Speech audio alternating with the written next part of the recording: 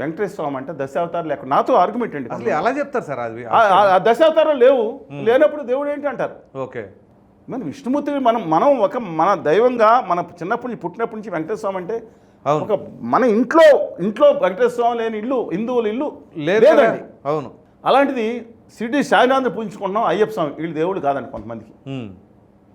నిజంగానండి కొంతమంది ఇందులో కొంతమంది విగ్రహాలు కూడా బద్దకొట్టమని పిలిపించారు కొంతమంది. ఆర్య మాది అసలైన సనాతన మతం మనుశాస్త్రం ఏంటి ఎవరు కాదు. విగ్రహాలను పగలగొడతాం అనే దాన్ని కూడా మరి హిందూ సాంప్రదాయాన్ని అన్నట్టు ఎట్లా అది? ఇప్పుడు అది మీరు పిలిపించారు కదా, స్వాములు పిలిపించారు. ఇది చాలా బాధాకరం అండి.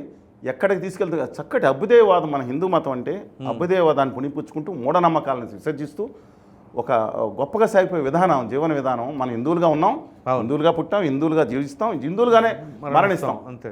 సరే మిగతా వాళ్ళు మతం మారే వాళ్ళ గురించి దట్స్ అప్ టు దెమ్. అలాంటిది ఇలాంటి మతాన్ని కొంతమంది గుత్తేదారులు కొన్ని వర్గాలకి పాదాల కింద చేయటానికి శాసించాలని చూస్తున్నారు. హిందూ మతం అనేది కొన్ని వర్గాలో, కొన్ని సంస్థలో, కొన్ని పార్టీలో గుత్తగా తీసుకుని కాపీరైట్ లేదు. అవును, నిజంగా చెప్తున్నానండి. గుళ్ళోకి వెళ్తే చిన్నప్పుడు అనేక వర్గాలు, ఎస్సీ ఎస్టీ బీసీలో అనేక వర్గాలు, మిగతా వాళ్ళు అనుకునే సోదర వర్గాలు, నాకు సోదర వర్గం అనేది వాళ్ళు ఎక్కేసుకుంటారు. వాళ్ళు పూజారులు ఉండేవారు. ఇవాళ లేదు. కొన్ని చోట దేవాలయాలకి అనర్హులు వీళ్ళు. ఏంటంటే అనర్హులు అది ఎట్లా ఉంటుంది? దానికి అనర్హులు సిస్టమ్ అది. మీరు కాదంటే హిందూ మద్రోహి, మీకు పాకిస్తానీ, మీ తాతగారు గడ్డ ఉంది కాబట్టి మీకు కొంచెం పాకిస్తానీ అంటారు. ఇంతేనండి. లేదా చైనా ఉంటారు.